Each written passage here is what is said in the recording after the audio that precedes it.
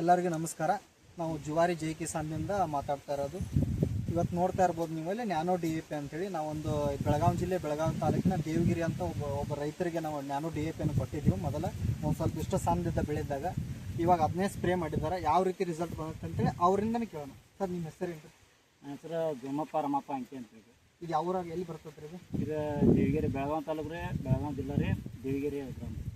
ಎಷ್ಟು ದಿವಸ ಆತ್ರಿ ಇದನ್ನು ಹೊಡೆದ್ವಿ? ಈಗ ಇದನ್ನು ಹೊಡೆದ್ರೆ ನಾವು 20 ದಿವಸ ಆಯ್ತು ರೀ. 20 ದಿವಸ ನೋಡ್ರಿ. ಇಲ್ಲಿ 20 ದಿವಸಕ್ಕೆ ಯಾವ ರೀತಿ ಬೆಳೆ ಬರುತ್ತೆ? ನಿಮ್ಗೆ ಏನು ಬದಲಾವಣೆ ಅನಿಸ್ತು ಈ ಒಂದು ಔಷಧ ಹೊಡೆದ ಬಳಕ? ನಮಗೆ ಈ ಔಷಧ ಹೊಡೆದ್ರಿಂದ ರೀ ಇವು ಕಾಂಡ ದಿಪ್ಪ ಆಗ್ಯಾವ ರೀ, ಬೆಳವಣಿಗೆ ಹೆಚ್ಚಾಗಿದ್ರಿ, ಎತ್ತರ ಆಗೈತ್ರಿ, ಮತ್ತು ಚಲೋ ಹೈಟ್ ತೆಗೆದು ಚಲೋ ಬಂದೈತ್ರಿ.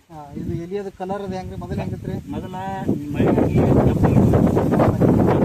ಈಗ ಇವ್ರ ಹೊಡ್ಯಾನ ರೀ ಚಲೋ ಆಗೈತ್ರಿ. ಕಲರು ಹಸಿರು ಕಲರ್ ಬಂದೈತ್ರಿ, ಚಲೋ ಉತ್ಪನ್ನ ಚಲೋ ಹಣ್ಣು ಚೆನ್ನಾಗೈತೆ ರೀ. ಇದ್ರಾಗ ಏನಂದ್ರತೀಗ ನಿಮ್ಗೆ ರೀ 8% 6% ನೈಟ್ರೋಜನ್ ಇರ್ತೈತೆ ರೀ, ಮತ್ತು 16% ನಿಮ್ಗೆ DAP ಬರ್ತದೆ, ಫಾಸ್ಫರಸ್ ಆಗಿರ್ತದೆ.